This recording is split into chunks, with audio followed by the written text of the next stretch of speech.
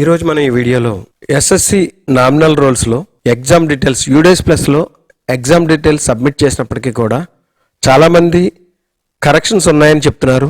వాళ్ళు కరెక్షన్స్ చేయడం కోసం ఎడిట్ ఆప్షన్ ఇవ్వడం జరిగింది. ఆ ఎడిట్ ఆప్షన్ని మనం ఏ విధంగా విద్యార్థుల యొక్క వివరాలు ఎడిట్ చేయాలో, ఎడిట్ చేసి ఏ విధంగా సబ్మిట్ చేయాలో మనం ఈ వీడియోలో వివరంగా చూద్దాం. దానికి గాను మనం udays+.go.in లోకి లాగిన్ అవ్వాలి. ఇక్కడ చూసినట్టయితే మనకి ఇక్కడ స్టూడెంట్ మాడ్యూల్ యొక్క లాగిన్ పై క్లిక్ చేసినట్టయితే మీ స్కూల్ యొక్క యూజర్ ఐడి పాస్వర్డ్ అడగడం జరుగుతుంది. మీ స్కూల్ యొక్క యూజర్ ఐడి పాస్వర్డ్ ఇక్కడ ఇచ్చి క్యాప్చా ఇచ్చి లాగిన్ అవ్వాలి. ఈ విధంగా లాగిన్ అయిన తర్వాత మీ స్కూల్ యొక్క వివరాలు ఈ విధంగా కనిపిస్తాయి. దానికి 2025-26 పై క్లిక్ చేసినట్టయితే మీ పాఠశాలలో ఉండే విద్యార్థుల యొక్క అన్ని తరగతుల యొక్క వివరాలు ఇక్కడ కనిపిస్తాయి. మనం ప్రస్తుతం ఓన్లీ 10th క్లాస్ విద్యార్థుల యొక్క వివరాలు మాత్రమే సరి చూసుకుంటున్నాం కనుక ఈ 10th క్లాస్ పై క్లిక్ చేయండి.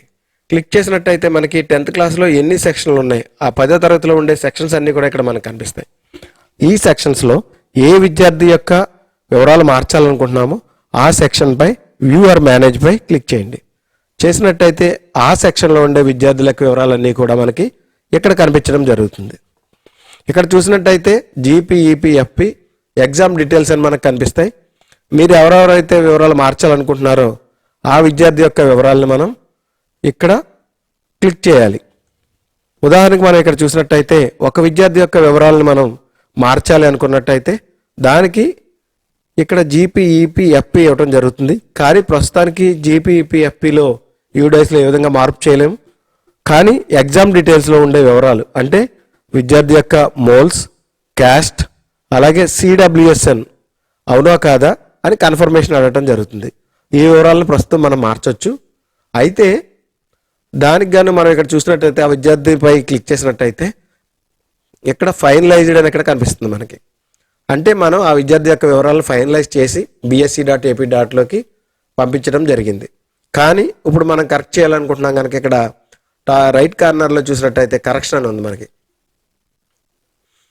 ఈ కరెక్షన్ పై మనం క్లిక్ చేసినట్టయితే ఆ విద్యార్థి వివరాలు ఎడిట్ చేసే అవకాశం మనకు వస్తుంది.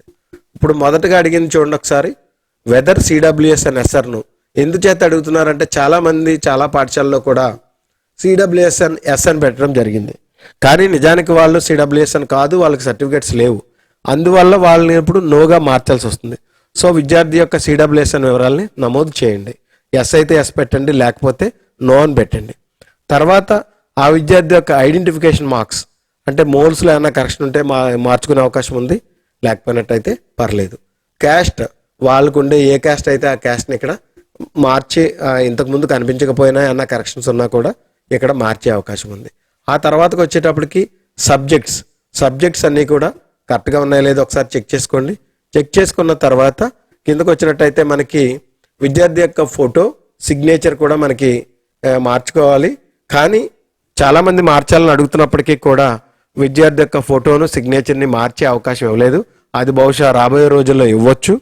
ఇప్పుడు మీరు ఈ వివరాలన్నీ కూడా మీరు ఎడిట్ చేసుకుని సబ్మిట్ పై క్లిక్ చేసినట్టయితే ఈ వివరాలు సబ్మిట్ అవుతాయి.